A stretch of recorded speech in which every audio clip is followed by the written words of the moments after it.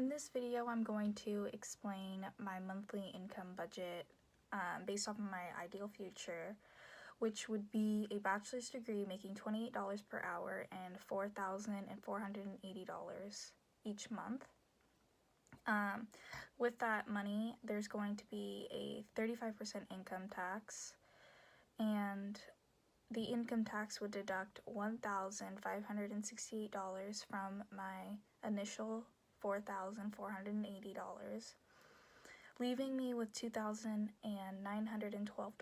to spend. I need food, and in order to spend my money smartly, I will choose to only go to the grocery store and not ever go out to eat. Food then will also take up $420 away from my bank account.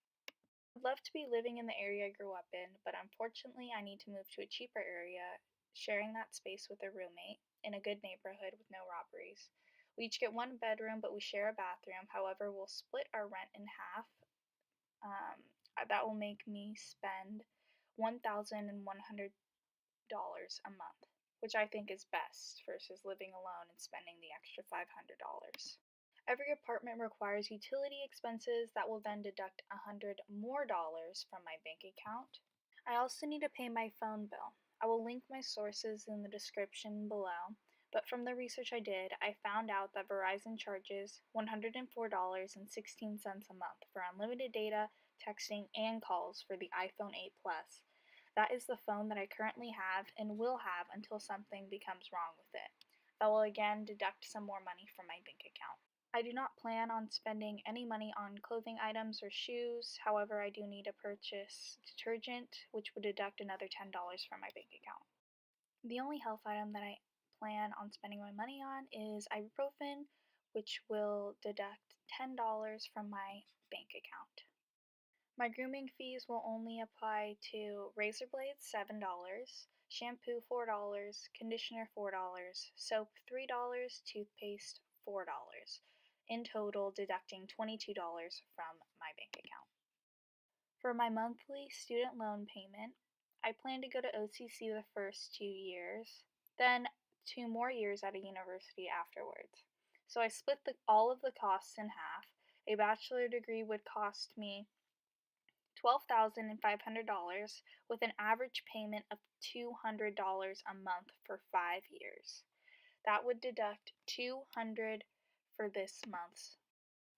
So I don't plan on having any internet. I have personal hotspot because I have unlimited data, so that wouldn't deduct any money from me.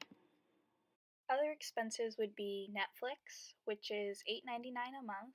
Spotify and Hulu both come together, which would be $9.99 a month. In total, I would be spending $18.98. For my long-term savings, I plan to deduct $150 from my bank account. I also do not plan on having any pets that would cost too much money. In order to prevent myself from spending more money, I plan on not having a credit card as well. I found this information that I'm about to talk about on a bank website that I'll link below.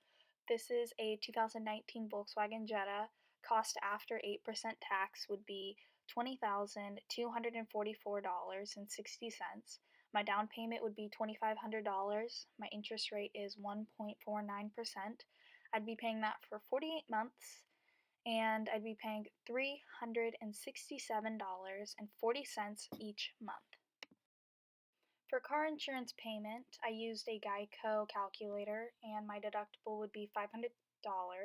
Bodily injury, $50,000 per person and $100,000 per accident. Property damage, $25,000. I did 0 for medical injury protection because California only requires a minimum coverage. And collision, $500. Comprehensive, $250. Motorist property damage, $25,000. Uninsured motorist bodily injury, $50,000 per person, $100,000 per accident. That would take $146 away from my bank account each month. My monthly gas expenses would be $115.50.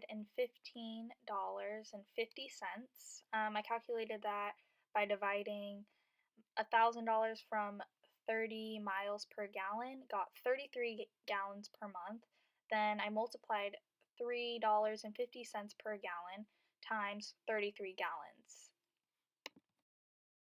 So my initial monthly income would be $4,480 each month, and my total monthly expenses is $4,332.04. So the money remaining would be $147.96. Some of the reflection questions that were asked was, what are the benefits of a budget? So there are many benefits to a budget because it overall will alleviate the stress that comes with spending too much money.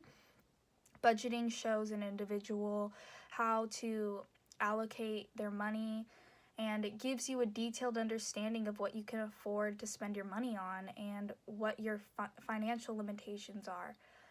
Another advantage of budgeting your money is helping you avoid spending on unnecessary fees, services, and products that are cutting into your financial goals. Budgeting will not stop you from enjoying the things that you love. It actually helps you gain the freedom to experience those things. The second question is, what correlation between income and education? Or what is the correlation between income and education? It's a pretty obvious correlation between both income and education. When I first started this project a couple days ago, I remember looking at how much an individual earned when only graduating with a bachelor's degree, and honestly I was pretty shocked. As I continue this project, I realized that the more education, the more income you have, but however, there is also an increase in financial debt. Medical doctors pay several $1,000s a month in order to pay off their education, but they also have a higher income versus a bachelor degree only paying like several hundred. The third question, do you see yourself making a budget after you graduate? So right now in my life, I already do have a budget. So I know for a fact after I graduate, I will be for sure extending that budget. I save a big portion of my money already that I earn from working, and I put it all in my savings account. It is nice knowing that I have a lot to fall back on. It's comforting to have that. And if there comes a point in my life where I am unemployed or I want to take a vacation or buy a new car, I can completely do that on my own independently.